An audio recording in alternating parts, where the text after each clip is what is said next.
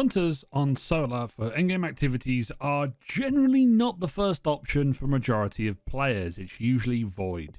But I'm here with a build today that has multiple abilities on the go: healing, ignitions, scorch, and a lot extra to give. I've covered solar hunters before, but I've not focused one around endgame, and not since build crafting 2.0 launched. But wait, before you click on the dim link and copy all the mods, I implore you to stick around and understand how the build works, where to use it in game, and also some extra information on how to effectively play it. And also, click that subscribe button, it also helps out the channel quite a lot. Let's give an outline for the build. It's excellent for a barrier and unstoppable champions. It has ignitions and scorch galore alongside ability spam, and it's also got great healing, especially for a hunter. But the key part about this build is that ability management is going to be super important when playing. The key part of most builds will always be the aspects, and for the hunter they can be very predictable. But to recap for those who don't know, the first one we're going with is knock 'em down. This aspect allows us to increase knives for our blade barrage, which is key for extra damage.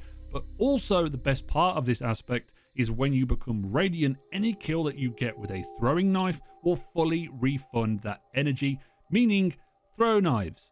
Lots and lots of knives. Knife trick, which is going to be our melee of choice, we take advantage of here, and it's wonderful for clearing enemies. But the main reason it's so good is each knife will hit for 20 scorch stacks per knife.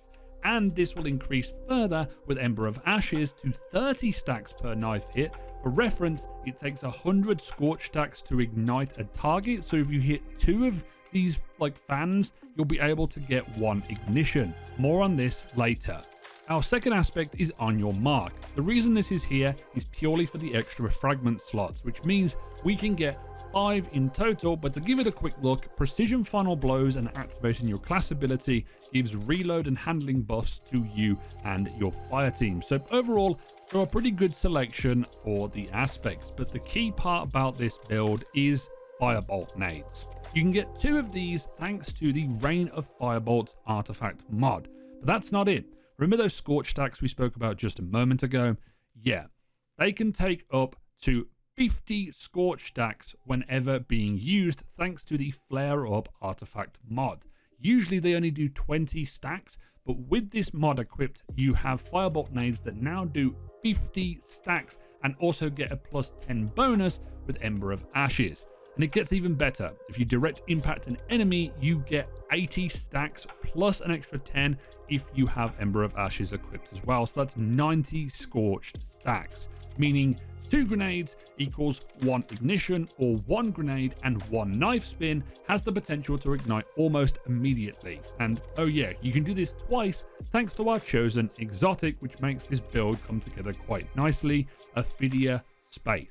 Ophidia Space, simple effect. This gives you 2 charges for your knife trick, meaning that whenever you get it back from being radiant, you get 2 knives every single time, which is fantastic for the ability spam of this build and the uptime of our radiant, and also for those sweet ignitions. The build only gets ramped up more from here. With the fragments, you should 100% be taking advantage here of Ember of Ashes, as previously mentioned, for those extra scorch stacks across the board. Ember of Torches allows us to become radiant when we do damage with our melee ability, which we will have thanks to our knife trick. This gives us the ability to get our knife back thanks to our aspect, but also gives us a 25% damage buff at all times for all of our weapons. Then we have Ember of Singeing for 300% class ability regeneration when you apply Scorch to targets, so you'll get this back a lot. The last 2 fragments take advantage of Fire Sprites, which, if you are unfamiliar, give you grenade energy back whenever you pick them up. Ember of Searing allows you to spawn them when you kill scorched targets. We're going to be doing that a lot. And also, it gives you melee energy back as well. So if there's ever a point where you do run out of melee energy, you will be able to get stuff back. But also, with Ember of Mercy, which is a new one for this season, which I've talked about before, this comes into play because when you pick up a Fire Sprite, you get 2 seconds of restoration, meaning you can heal yourself for a brief moment, which is going to be crucial in staying alive on this build. So that covers the fragments and the aspects, but why are ignitions and radiants so vitally important to this build? Number one is that they give you a 25% damage buff and great ad clear thanks to the ignitions. And number two, they're really fun. I enjoy using them. And number three is down to their champion stopping capabilities. Ignitions this season, thanks to the changes that Bungie have made, allow you to stop unstoppable champions. So if you throw a grenade, or two in this instance, directly at a unstoppable target, it will stop them immediately. And then also with the radiant buff, it allows you to become anti-barrier for the weapons that don't already have a specific champion mod. So I'll talk about the weapons in just a moment, but this means that you're able to destroy barriers without having to have a specific one for the season, for instance, pulse rifles. My personal recommendations for weapons on this build though is Prometheus Lens. Why, you may ask, is that it applies scorch stacks every single time a bullet hits. So 1 bullet per 1 scorch stack. You hit 100 bullets, you get yourself an ignition. Also, the catalyst that is on the weapon now has incandescent too, meaning you can literally cook everything with this weapon. Weapons will vary per activity depending on the strike or the GM, the master content, whatever that you are doing. But swapping out Prometheus Lens for anything else with incandescent is a pretty great option. Something like Xenophage or 1000 Voices are great options as well. Xenophage because it does extra damage, but 1000 Voices now applies scorch stacks on its burst, so it plays into the build really well. Some honorable mentions would be Acacia's Dejection from the Root of Nightmares raid, and any weapon that has incandescent on it, as I previously mentioned.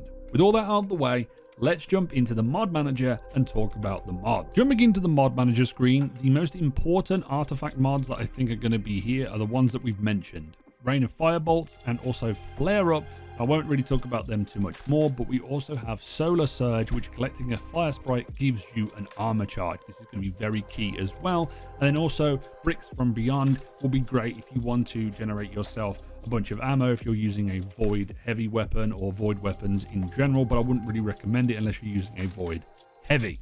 Let's talk about the overall stuff for this build though. So in the head slot, we have Solar Siphon if you're going to be using a solar weapon. Definitely recommend this. I also have Heavy Weapon, Ammo Finder. You can swap this out, and you could also swap out Ashes to Assets as well for hands-on. So the more melee kills you get, the quicker your super comes back. It's entirely personal preference on what you like to do in the game, and I do think that Heavy Ammo Finder is going to be good as well.